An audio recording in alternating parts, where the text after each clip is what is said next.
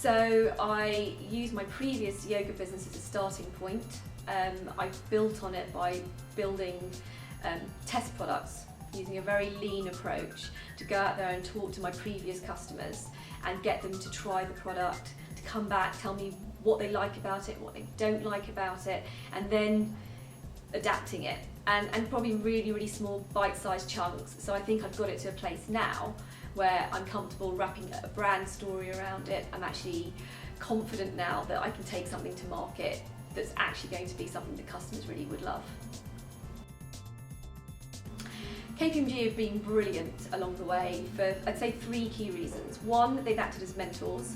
They've helped me navigate some of the more boring stuff, some of the compliance stuff, but they've also got a back room full of experts. So when I wanted advice about funding, they put me in touch with really knowledgeable people that can say whether it's worth me even going down that route. If it is, what's probably the best route to go down. They've also been brilliant at just carving up connections and introducing me to brand experts, developers, marketeers, that, you know, even going for a coffee with some of those people and having a chat with them, you always learn something.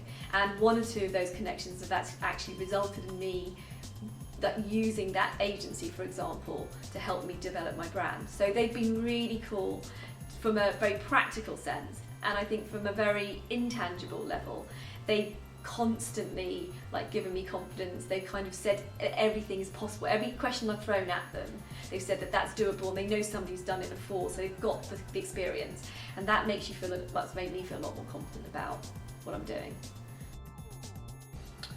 It was quite a different business, but ultimately, really understanding my customer, what they really wanted, and being constantly adaptable to what they want. And it could be really minor things, but it's sometimes the little touches that mean they buy more from you. So to give you an example, when I first started out with private clients, I only offered hour-and-a-half classes, but they were actually willing to pay, it's weird, they're willing to pay the same amount for an hour class if it meant that you could come at an ungodly hour, for example.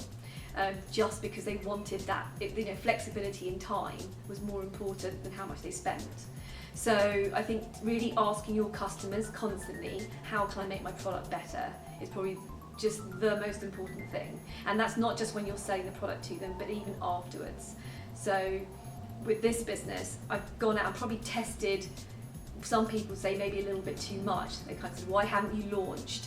But actually in each of the iterations I've gone through, I've learned that people would pay for something because they see it really valuable, and I would have missed that had I not gone through that process. So I think just really giving your customer what they want is going to make them come back and buy you, and then that's what's going to make them go out and tell their friends that this is brilliant, and that's the best kind of sell there is. So yeah, giving customers what they really, really want, really listening to your customers and making sure that you adapt and innovate your product constantly.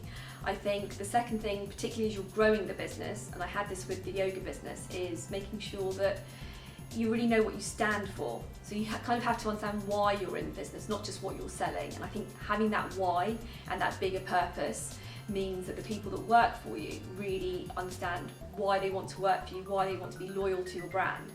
And I think, I've managed a whole disparate number of yoga teachers across London and in some parts of the world, but everybody understood what we were trying to achieve, everybody understood the value that they brought to it. And I think that whole cultural piece, so many companies forget about it. They're so busy trying to make their money, to break even, to go and get funding, that I think actually from the start, if you really think about why you're in business, what are the goals, what are the values of your business, I think then you'll also attract some of the best talent. So yeah, I think culture and customer, definitely big ones.